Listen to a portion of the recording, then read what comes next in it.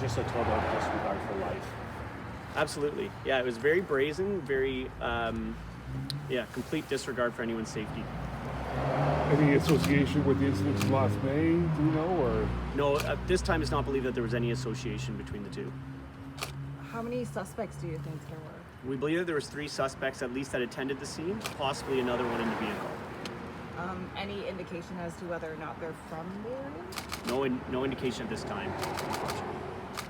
Just going back to the disregard for life and safety of other people. You see incidents that are targeted and that are in the drug trade that, where people are targeted. This was just open and shoot, basically. People everywhere, people in units, people opposed going to the units. Absolutely. How concerning does that become when it gets to that level? Yes, it's very concerning. So in this, we do believe that the motive behind it was targeted. However, obviously they have a complete disregard for anyone else's safety and put many of the people in this townhouse complex at risk. It is a huge concern in the Peterborough Police Service. Where there's drugs, there are guns, and it brings it in our community and puts everyone at risk. And we are starting to see the ripple effect of the big cities, right? The last couple of weeks in the Toronto area, the GTA, it filters down to here. So it is very concerning for our service, and we'll continue to investigate these and provide as many resources as we possibly can to identify and arrest the suspects. Deputy, obviously this is very interesting, the timing with the conversations yesterday in regards to budgeting and people having concerns about how much money is going to policing, but maybe give some retrospect as to what kind of resources needs to go into a situation like this last night, and of course now after the investigation. Yeah, absolutely. It's all hands on deck for an investigation like this. So it'll include our entire investigative services. So if you're a fraud investigator, they're helping out reviewing video.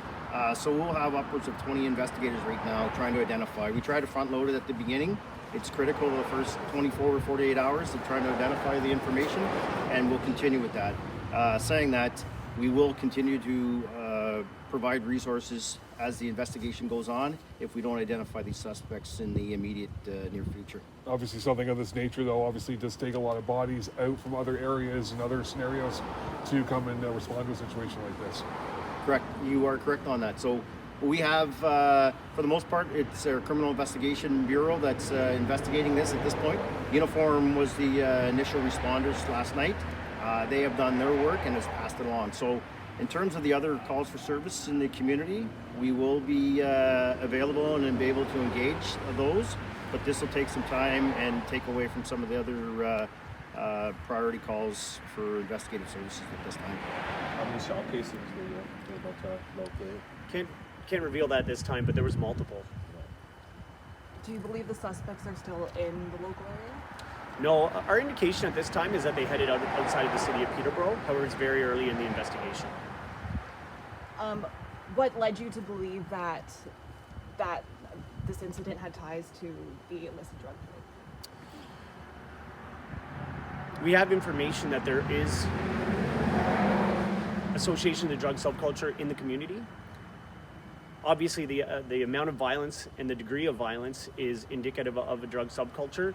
In terms of the specifics around that, I can't reveal at this time. However, that is our belief.